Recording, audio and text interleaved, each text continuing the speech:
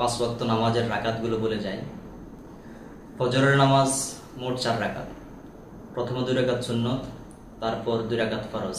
জোহরের নামাজ মোট 12 রাকাত, প্রথমে 4 রাকাত সুন্নত মুআক্কাদা, তারপর 4 রাকাত ফরজ, তারপর 2 রাকাত সুন্নত মুআক্কাদা এবং শেষে 2 রাকাত নফল। আসরের নামাজ 8 রাকাত, প্রথমে সুন্নত 4 রাকাত, এই সুন্নতটা সুন্নতে জায়েদা, সুন্নতে মুআক্কাদা না, এটা নফলের পর্যায়ে। তারপর 4 রাকাত ফরজ, মোট 8 রাকাত।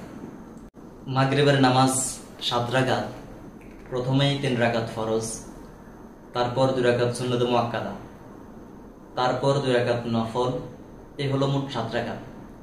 তবে নফল 6 রাকাত, যেটাকে আওয়াবিন বলে, সেটা অনেক বড় সওয়াবের কাজ, সেটাও করা যায়। এশার নামাজ বিতির ছাড়া 12 রাকাত, প্রথমে 4 রাকাত সুন্নতে জায়েদা, তারপর 4 রাকাত ফরজ, তারপর 2 রাকাত সুন্নতে মুআক্কাদা, তারপর 2 রাকাত নফল, এই হলো মোট 12 রাকাত এবং শেষে 3 রাকাত বিতির ওয়াজিব। এই হলো আমাদের দৈনিক 5 ওয়াক্ত নামাজের রাকাত সংখ্যা। এবার যদি আমরা ফরজ ওয়াজিব সুন্নত আলাদাভাবে বলতে চাই, তাহলে আমাদের উপর দৈনিক 17 রাকাত নামাজ ফরজ। ফজরে 2 রাকাত, জোহরে 4 রাকাত, আসরে 4 রাকাত, মাগরিবে 3 রাকাত, এশাতে 4 রাকাত, এই হলো মোট 17 রাকাত নামাজ ফরজ।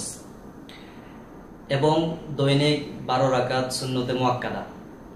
ফজরের নামাজে প্রথমে 2 রাকাত, জোহরের নামাজে ফরজের আগে 4 রাকাত এবং ফরজের পরে 2 রাকাত, মাগরিবের নামাজে ফরজের পরে 2 রাকাত, এশার নামাজে 2 রাকাত, এই হলো মোট 12 রাকাত। রাসূলুল্লাহ সাল্লাল্লাহু আলাইহি ওয়াসাল্লাম বলেন, যে ব্যক্তি প্রত্যেকদিন এই 12 রাকাত সুন্নত আদায় করবে, আল্লাহ রাব্বুল আলামিন তার জন্য জান্নাতে একটি বিশেষ ঘর তৈরি করে রেখেছেন। আমাদের দৈনিক 3 রাকাত নামাজ ওয়াজিব, সেটা হলো বিতরের নামাজ। জুমার নামাজ মোট 12 রাকাত।